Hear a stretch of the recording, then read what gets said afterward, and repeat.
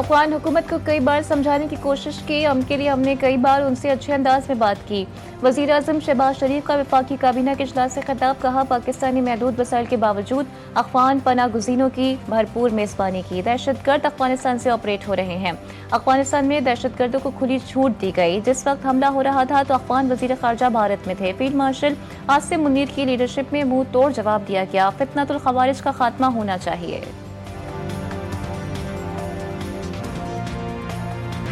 یمن میں پاک فوج کی کامیاب کارروائی، 45 سے 50 خوارج جہنم واصل۔ فتنۃ الخوارج کی جانب سے سیز فائر کا فائدہ اٹھا کر در اندازی کی ناکام کوشش کی گئی۔ سیکیورٹی ذرائع کے مطابق آپریشن خفیہ معلومات کی بنیاد پر کیا گیا۔ خوارج کی بڑی تشکیل کو نشانہ بنایا گیا۔ کئی خوارج زخمی بھی ہوئے۔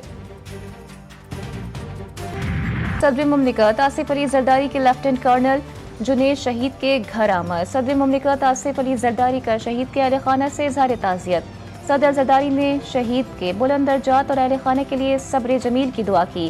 صدر آصف علی زرداری نے کہا کہ قوم اپنے بہادر سپوتوں کی قربانیوں کو کبھی فراموش نہیں کرے گی۔ ملک میں امن کے قیام کے لیے شہداء کی قربانیاں سنہری حروف سے لکھی جائیں گی۔ وفاقی وزیر داخلہ اور انسداد منشیات محسن نقوی بھی صدر مملکت کے ہمراہ تھے۔ ملک کو دہشت گردی سے پاک کرنے کا mission, security forces in action. Khyber Pakhtunkhwa میں مختلف کارروائیوں میں بھارتی حمایت یافتہ 34 دہشت گرد مار گرائے۔ بھاری تعداد میں اسلحہ اور گولہ بارود برآمد۔ شمالی وزیرستان کے علاقے اسپنوام میں خفیہ اطلاعات پر کارروائی میں 18 خوارج ہلاک کیے گئے۔ جنوبی وزیرستان میں آپریشن کے دوران 8 خارجی مار گرائے۔ بنو میں بھی آپریشن کے دوران 8 خارجیوں کو ہلاک کیا گیا۔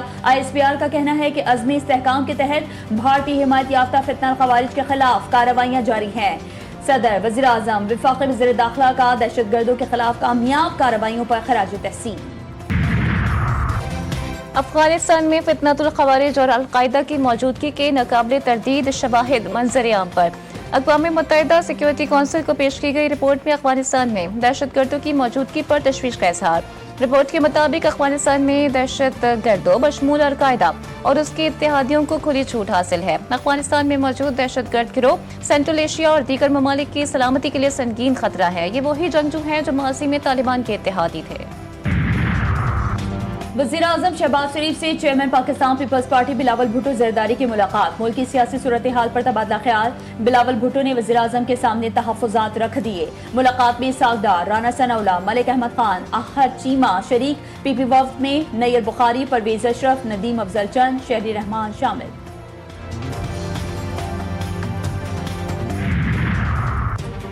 نائب وزیر اعظم اسحاق ڈار کا سعودی وزیر خارجہ سے ٹیلی فونک رابطہ۔ علاقائی صورتحال اور حالیہ پیش رفت پر تبادلہ خیال۔ شہزادہ فیصل بن فرحان نے پاکستان کے امن و سلامتی کے عزم کو سراہا۔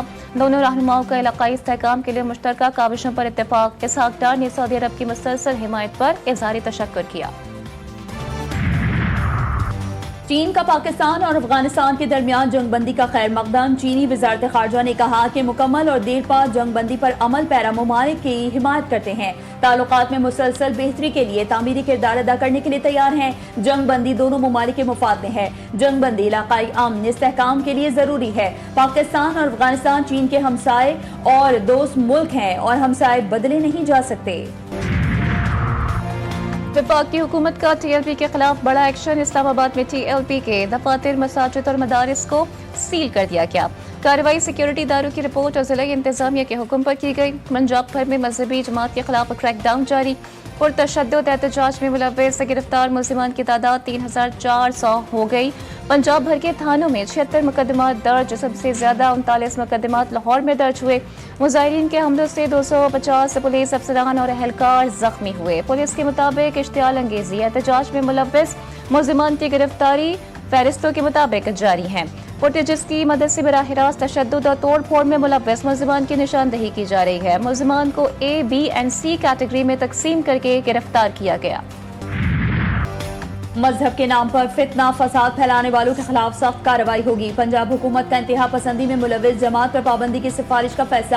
وزیر اعلیٰ پنجاب مریم نواز شریف کی زیر صدارت صوبے میں امن و امان پر غیر معمولی اجلاس۔ متعدد فیصلے کیے گئے۔ نفرت انگیزی، اشتعال انگیزی اور قانون شکنی میں ملوث افراد کو گرفتار کیا جائے گا۔ پولیس افسران کی شہادت اور املاک کی تباہی میں ملوث افراد پر دہشت گردی کے مقدمات چلیں گے۔ انتہا پسندی میں ملوث جماعتوں کی قیادت کو 4 شیڈول میں شامل کیا جائے گا۔ جائیدادیں اور اثاثے محکمہ اوقاف کے حوالے ہوں گی۔ صوبائی حکومت کا افغان شہریوں کو ٹیکس نیٹ میں لانے کا فیصلہ، غیر قانونی اسلحہ کے خلاف بھی سخت اقدامات اٹھانے کی ٹھان لی۔ وزیر اعظم شہباز شریف سے ایم کیو ایم کے وفد کی ملاقات، وفد میں ڈاکٹر فاروق ستار، خالد مقبول صدیقی اور کامران تسوری شامل تھے۔ ذرائع کے مطابق ملاقات میں K4 منصوبے، کراچی اور شہری سندھ کے ترقیاتی منصوبوں پر تبادلہ خیال کیا گیا۔